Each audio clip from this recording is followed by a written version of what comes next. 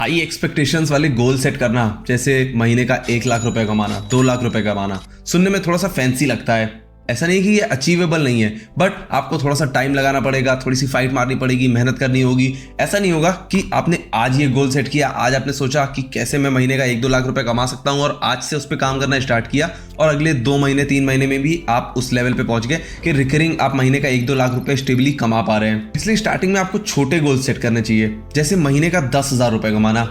अब ये गोल जब आप अचीव कर लेंगे तो आपको एक तरीके से सेंस ऑफ सेटिस्फैक्शन मिलेगा, थोड़ा सा मोटिवेशन आएगा, आपका डायरेक्शन क्लियर हो गया होगा कि आपको ये काम करने में जिससे आपने पहले 10,000 रुपए जनरेट किए हैं, आपको मजा आ रहा है कि नहीं, आप इस डायरेक्शन में आगे मूव कर सकते हैं कि नहीं, आप इसमें थोड़ा सा पैसा इन्वेस्ट करके अपनी एफिशिएंसी को बढ़ाने के लिए, अपने काम को बढ़ाने के लिए, अपने आउटपुट को बढ़ाने के लिए और ज्यादा इसमें इन्वॉल्व हो सकते हैं कि नहीं। क्योंकि पहले 10,000 रुपए कमाने के बाद आपको ये क्लैरिटी मिल चुकी होगी।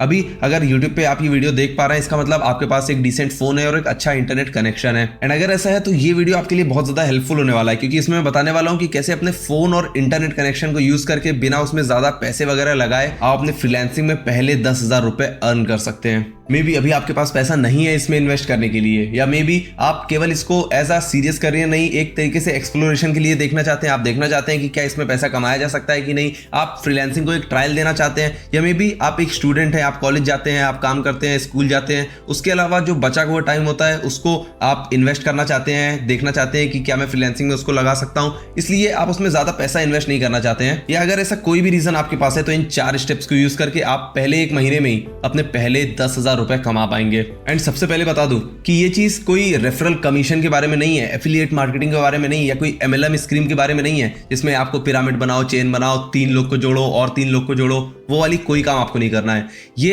एक ऐसी स्किल के बारे में जो कि अभी मार्केट में बहुत ज्यादा रेलेवेंट है और आगे इसकी डिमांड और भी ज्यादा बढ़ने वाली है, जो कि है राइटिंग। आजकल इतने तरीके का कंटेंट इंटरनेट पे आने लगा है, चाहे वो ब्लॉग आर्टिकल्स हो, चाहे वो न्यूज़लेटर्स हो, चाहे वो यूट्यूब के वीडियोस हो, इंस्टाग्राम के रील्स हो, टिकटॉक के वीडियोस हो, यूट्यूब के शॉर्ट्स हो, वगैरह वगैरह तरीके का कंटेंट इंटरनेट पे अवेलेबल है। बहुत सारे लोगों को चाहिए कि वो जाके इन्फॉर्मेशन, वो जाके एंटरटेनमेंट कंज्यूम करें इन सारे सोर्सेज से। एंड इन सभी तरीके के कंटेंट का जो बेस लाइन होती है वो एक तरीके से राइटिंग ही होती है, यानी किसी ने वो कंटेंट लिखा होता है, किसी ने वो कंटेंट सोचा होता है, जिसके बेसिस पे क्रिएटर ने वो वीडियोस बनाए होते हैं, जिसके बेसिस पे न्यूज़लेटर्स लिखे गए होते हैं, वो ब्लॉग आर्टिकल्स लिखे गए होते हैं, वो एड्स कॉपी लिखी गई होती हैं। तो ये एक वास्ट फील्ड है। इनफैक्ट इस यूट्यूब वीडियो की भी स्क्रिप्ट मेरे एक स्क्रिप्ट राइटर ने लिखी है। एंड बेस्ट चीज ये है कि इस फील्ड में एंट्री करने के लिए, एटलीस्ट एक एक्सप्लोरेशन के लिए, आपको बहुत ज्यादा कुछ हार्ड स्किल सीखने की जरूरत नहीं पड़ती है, बहुत ज्यादा पैसा स्टार्टिंग में इन्वेस्ट करने की जरूरत नहीं पड़ती है। जैसे अगर आप एडिटिंग के साथ स्टार्ट करते हैं या डिजाइनिंग के साथ स्टार्ट करते हैं तो आपको कुछ स्पेसिफिक टूल्स सीखने पड़ते हैं, आपको उसमें पहले टाइम लगाना होता है, उसके लिए मे बी आपको लैपटॉप या पीसी में इन्वेस्ट करना पड़े, कुछ सॉफ्टवेयर्स में इन्वेस्ट करना पड़े। बट अगर आप राइटिंग में स्टार्ट करना चाहते हैं तो आप बेसिक जानकारी लेके, अपनी इन्फॉर्मेशन गैदर करके और उस स्किल को थोड़ा सा डेवलप करके इसमें स्टार्ट कर सकते हैं अपने फोन और इंटरनेट के साथ ही।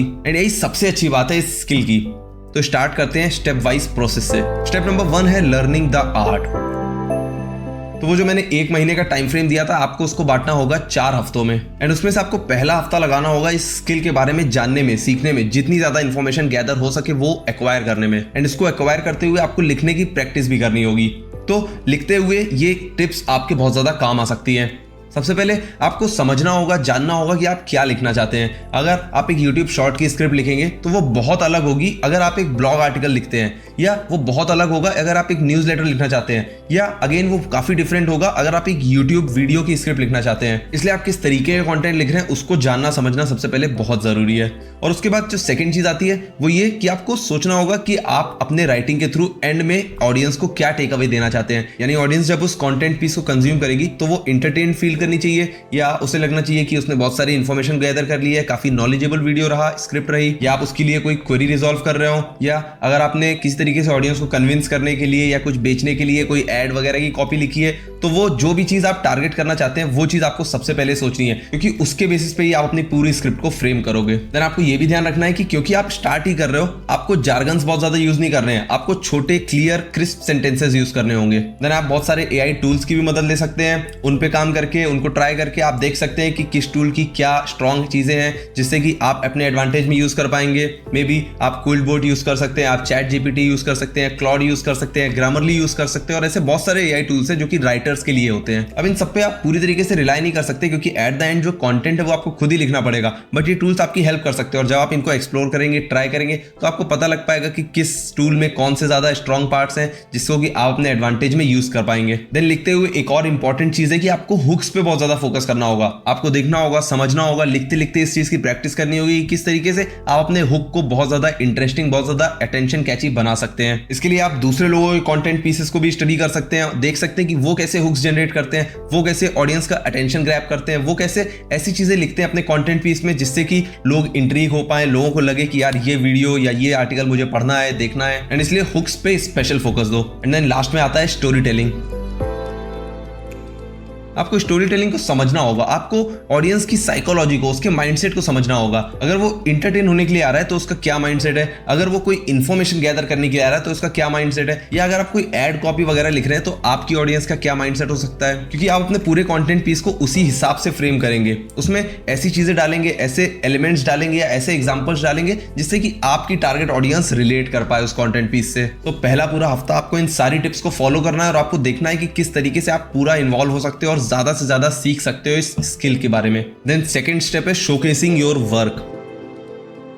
अब पहले हफ्ते में सारी टिप्स को फॉलो करने के बाद, बहुत सारी प्रैक्टिस करने के बाद, आपने जो सीखा है, जो इन्फॉर्मेशन गैदर करी है, उसके बेसिस पे आपको दूसरे हफ्ते में आर्टिकल्स, ब्लॉग्स, यूट्यूब वीडियो की स्क्रिप्ट, शॉर्ट्स की स्क्रिप्ट या जिस भी तरीके का कंटेंट आप लिखना चाहते हैं वो एक्चुअली लिखना होगा। एंड स्टार्ट में आप बहुत ज्यादा नीच डाउन होने की कोशिश मत करिए, आप हर एक तरीके का कंटेंट पीस लिखिए, उसमें ट्राई करिए, देखिए कि आपको किसमें मजा आ रहा है, देखिए कि आपके इंटरेस्ट एरियाज क्या है, देखिए कि क्या काम करने में आपको सबसे कम मेहनत करनी पड़ती है, सबसे कम टाइम लगाना पड़ता है और उसमें आप ज्यादा अच्छी तरीके से, ज्यादा बेटर एफिशिएंसी के साथ अपना काम कर पा रहे हैं। देन फिर अपनी उन सारी राइटिंग्स को लीजिए, गूगल ड्राइव पे एक फोल्डर बना लीजिए जिसमें कि आप ये सारी अपनी वर्क सैंपल्स मेंशन करने वाले हैं। बट याद रखिएगा कि आपको अपने सैंपल को क्लटर्ड नहीं करना, यानी ऐसा नहीं करना है कि आपने सारी चीजें एक ही फोल्डर में डाल दी। आपको सेपरेट फोल्डर्स बनाने हैं कि अगर आपको यूट्यूब स्क्रिप्ट चाहिए आपको यहाँ मिलेगी, अगर आपको शॉर्ट्स की या रील्स की स्क्रिप्ट चाहिए तो आपको इस फोल्डर में मिलेगी, अगर आपको न्यूज़लेटर की स्क्रिप्ट चाहिए तो वो क्योंकि अलग तरीके से लिखे जाते हैं, अलग माइंडसेट होता है और बिल्कुल ही अलग तरीके का राइटिंग स्टाइल होता है तो वो सेपरेट फोल्डर में, अगर एड कॉपी चाहिए तो वो एक सेपरेट फोल्डर में, तो फोल्डर वाइज आप उनको बाइफरकेट कर दीजिए। देन थर्ड वीक में थर्ड स्टेप आता है अपने लिए क्लाइंट्स ढूंढने का।